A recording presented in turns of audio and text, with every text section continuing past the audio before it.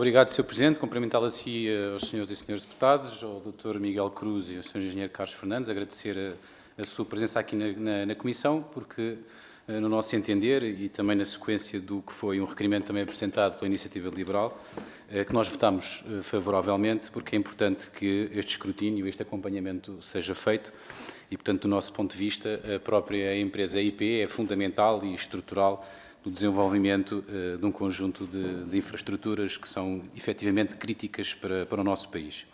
E, portanto, dito isto, há aqui um conjunto de perguntas e de esclarecimentos que eu gostaria de perguntar, mas que começam desde logo ainda por um tema que ainda há bocado o Dr. Miguel Cruz estava a falar, que tinha a ver com as verbas que neste momento não estão em risco de serem executadas, e nós gostaríamos que este esclarecimento fosse mais detalhado, até porque permitisse que nós possamos perceber, até do ponto de vista da coesão territorial, quais os impactos na reprogramação que foi feita no que diz respeito precisamente à utilização destas verbas e, portanto, qual foi os impactos que essa reprogramação teve e de que forma é que a mesma foi feita.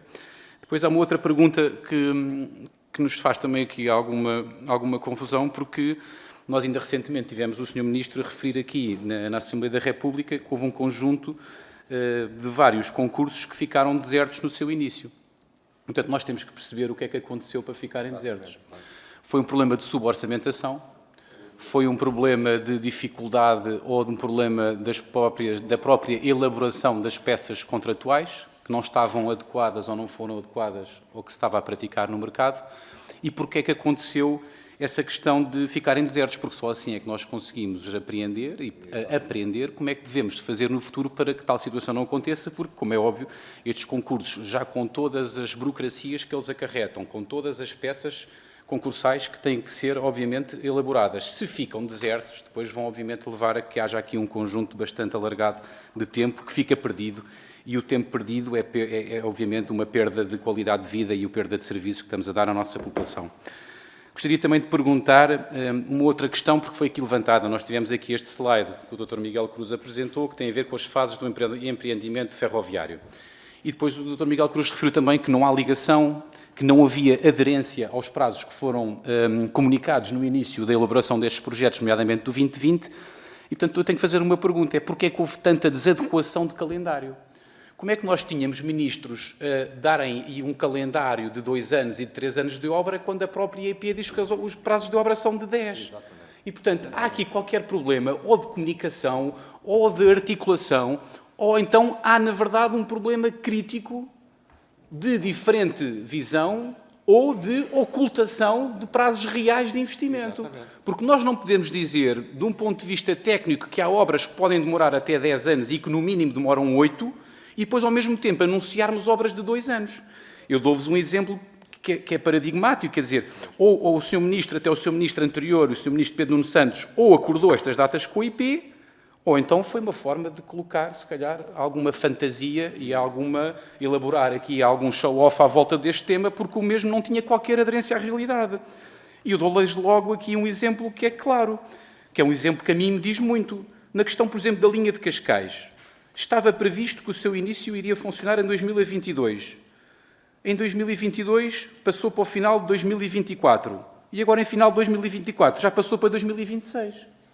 Como é que é possível, no caso da linha da Beira Alta, como já falou aqui o Sr. Deputado Carlos Gueirejo Pinto, e bem, nós falarmos numa situação, então, que é completamente errática do início ao fim? Quer dizer, não há uma questão ali que bata certo. Todas as questões que apareceram é normal e nós sabemos, e temos que dar, obviamente, esse crédito, nomeadamente até ao Dr. Miguel Cruz, porque nós sabemos que durante uma obra e durante uma empreitada há problemas. Há situações que aparecem, há imprevistos. Não podem haver, e há litigâncias que eu já lá vou, Sr. Deputado, não podem existir